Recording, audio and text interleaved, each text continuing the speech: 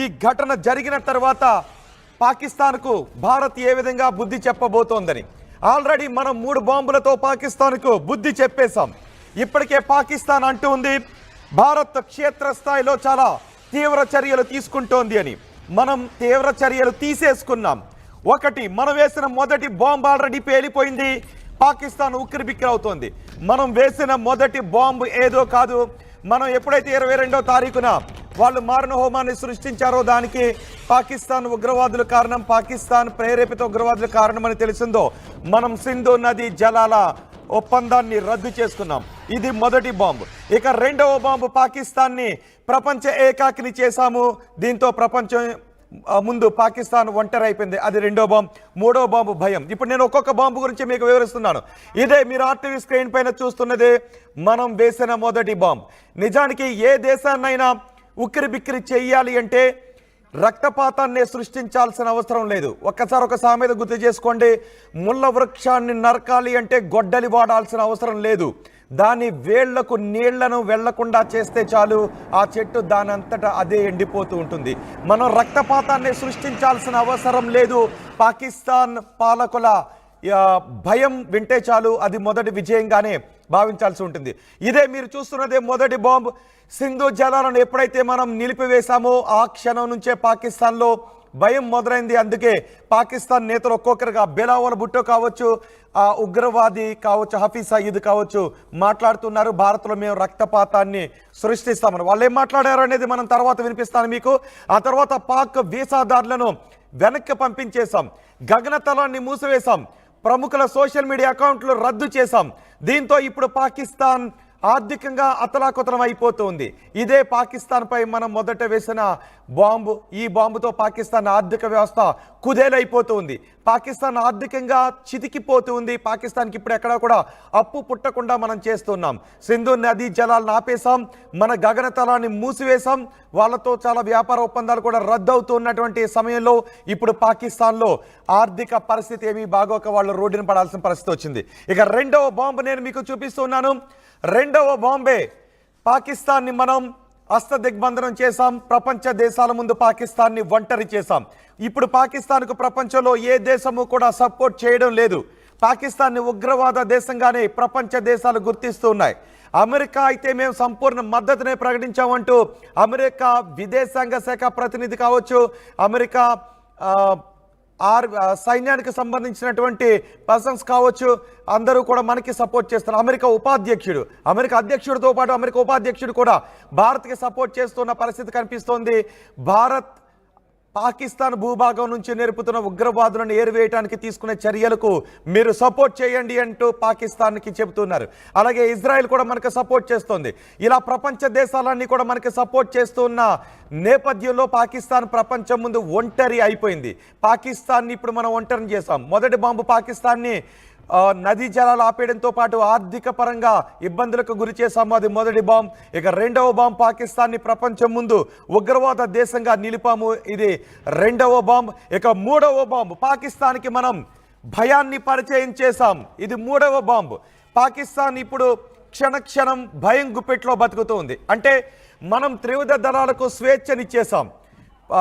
కాశ్మీర్పై దాడి తర్వాత మీరు ఏ చర్యలు తీసుకున్నా పర్వాలేదు అంటూ మనం మన సైన్యానికి, మన త్రివిధ దళాలకు స్వేచ్ఛనిచ్చిన నేపథ్యంలో సరిహద్దుల్లోనూ అరేబియా సముద్రంలోనూ మన మిలిటరీ బలగాలు చేస్తున్న కావచ్చు, మన మిలిటరీ బలగాలు చేస్తున్న ఎక్సర్సైజులు కావచ్చు, విన్యాసాలు కావచ్చు, వీటన్నిటినీ చూసి ఇప్పుడు పాకిస్తాన్ భయంతో బక్క చిక్కిపోతుంది. అందుకే పాకిస్తాన్ నేతలు అంటూ ఉన్నారు, మాపై ఎప్పుడైనా భారత్ దాడి చేసే అవకాశం ఉంది, మాకు సహాయం చేయండి అని ఇతర దేశాల దగ్గరకు, పక్క దేశాల దగ్గరకు వెళ్తూ ఉన్నారు. అంతేకాదు పాకిస్తాన్ తమ దేశంలో ఉన్న 29 నగరాల్లో సైరన్ వ్యవస్థను ఇన్స్టలేషన్ చేస్తూ ఉన్నారు, సైరన్ వ్యవస్థను ఏర్పాటు చేసుకుంటూ ఉన్నారు.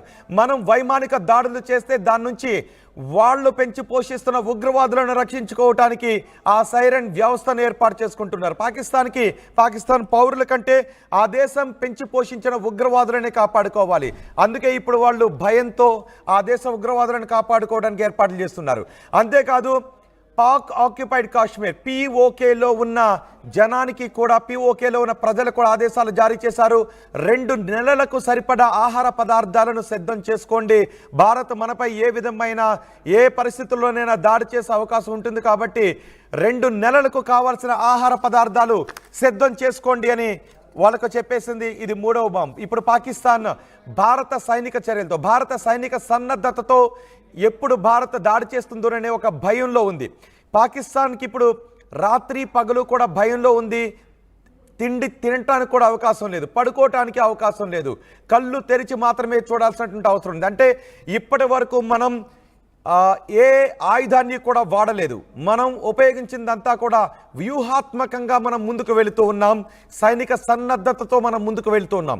ఇంతవరకు రక్తపాతాన్ని సృష్టించే బాంబును వాడకుండానే పాకిస్తాన్ని మనం ఉక్కిరిబిక్కిరి చేశాం. ఈ 3 బాంబులు కూడా మన వ్యూహాత్మక బాంబులే. మొదటి బాంబు పాకిస్తాన్పై ఆంక్షలు విధించాం, ఆర్థిక సంక్షోభంలోకి నెట్టేస్తున్నాం. 2వ బాంబు పాకిస్తాన్ని ప్రపంచ ఒంటరిని చేస్తూ ఉన్నాం, ప్రపంచవ్యాప్తంగా మద్దతు లేకుండా చేస్తున్నాం.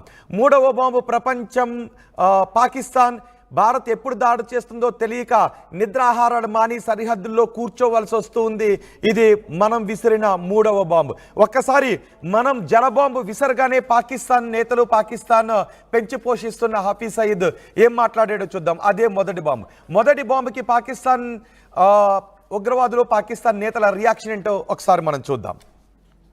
और मैं चुप नहीं रहूंगा, तेरी जुबान इंशाअल्लाह हम खींच के रहेंगे।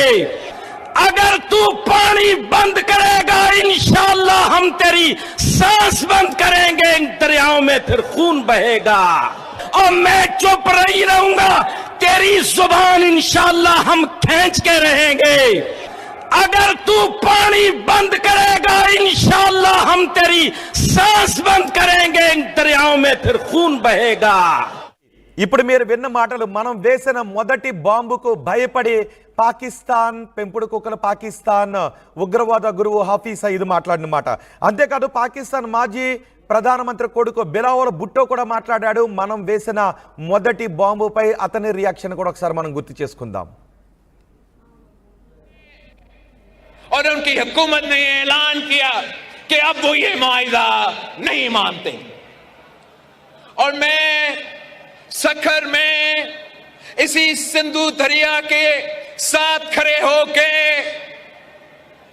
भारत को कहना चाहूंगा कि सिंधु हमारा है और सिंधु हमारा रहेगा। या इस दरिया से हमारा पानी बहेगा या उनका खून बहेगा। మోదీ నే చూసారా, మనం వేసిన మొదటి బాంబుకి పాకిస్తాన్ నేతల నుంచి వచ్చిన రియాక్షన్ ఇది. మనం పాకిస్తాన్ పై ఉపయోగించిన మొదటి బాంబు సింధు నదీ జలాల ఒప్పందాన్ని రద్దు చేయడం, పాకిస్తాన్ని ఆర్థికంగా ఇబ్బందులకు గురి చేసే ఆంక్షలు విధించడం. ఇది పాకిస్తాన్ పై మనం వేసిన మొదటి బాంబు.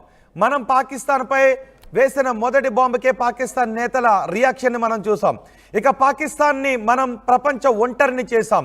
పాకిస్తాన్కి ఏ మద్దతు కూడా లేకుండా చేశాం. మనం ఎప్పుడు దాడి చేస్తామో తెలియక పాకిస్తాన్ ఇప్పుడు భయంతో వణికిపోతూ ఉంది. అందుకే మేము చర్చలకు సిద్ధమంటూ పాకిస్తాన్ నేతలు మాట్లాడుతూ ఉన్నారు. పాకిస్తాన్కి ఏ దేశాలు కూడా సపోర్ట్ చేయడం లేదు. ఆ 2వ బాంబు ఫలితం ఎలా ఉందో ఒకసారి, దానికి రియాక్షన్ ఎలా ఉందో కూడా ఇప్పుడు మనం చూద్దాం.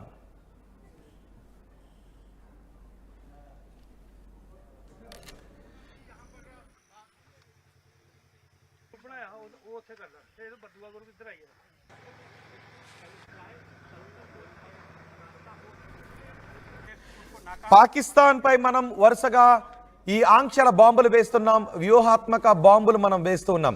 పాకిస్తాన్ పై మనం నీటి బాంబును, ఆర్థిక బాంబును ఉపయోగించిన తర్వాత పాకిస్తాన్ నేతలు ఏం మాట్లాడారో మనం చూసాం. ఇక పాకిస్తాన్ ప్రపంచ ఒంటరి అయిపోతున్న సందర్భంలో కూడా పాకిస్తాన్ నేతలు ఏం మాట్లాడారో ఒకసారి చూద్దాం. ये जो 130 एटॉमिक हमारे पास वेपन है वो हमने सिर्फ मॉडल बनाने के लिए नहीं रखे हुए, और आपको पता ही नहीं कि हमने पाकिस्तान के किस किस हिस्से में रखे हुए हैं। ये जो 130 एटॉमिक हमारे पास वेपन है वो हमने सिर्फ मॉडल बनाने के लिए नहीं रखे हुए, और आपको पता ही नहीं कि हमने पाकिस्तान के किस किस हिस्से में रखे हुए हैं। ये जो 130 एटॉमिक हमारे पास वेपन है वो हमने सिर्फ मॉडल बनाने के लिए नहीं रखे हुए, और आपको पता ही नहीं कि हमने पाकिस्तान के किस किस हिस्से में रखे हुए हैं। ये जो 130 एटॉमिक हमारे पास वेपन है वो हमने